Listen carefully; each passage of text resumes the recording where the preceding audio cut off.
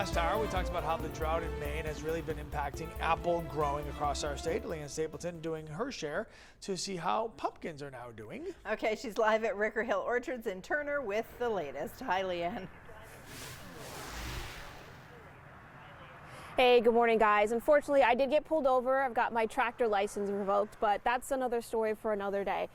For now, I've got Jeff Timberlake here with me. We're going to talk about drought and pumpkins. So what have you heard from pumpkin growers, so far this season about the drought, and we had that rainy start to the season? Yeah, the rainy start was a problem to them, but not so much in the pumpkins, the rainy start. It actually gave the ground wet and they got them growing. But as the summer went on, because anybody looks at a pumpkin knows it contains a lot of water, right, in order to grow and make it bigger.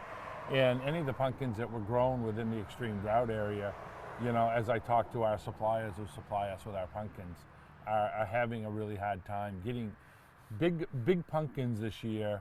We got some, but they're harder to come by than they have been in years past. Some years you get nothing but big pumpkin.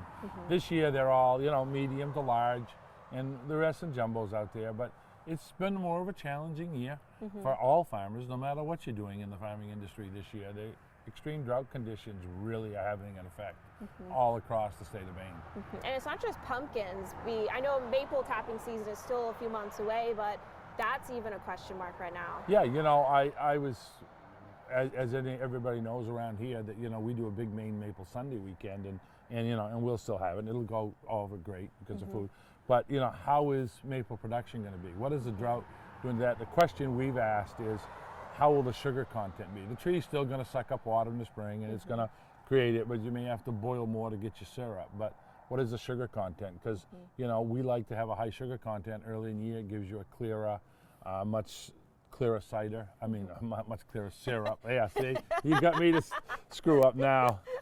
So we're in this together. But that's something that's very concerning. So instead of doing 40 gallons to the gallon, we may, 40 gallons of sap to a gallon of syrup, you could be up this year to 45 gallons of sap to a gallon of syrup, which just costs you more to produce. But, it's been an interesting year to be a farmer. Yeah.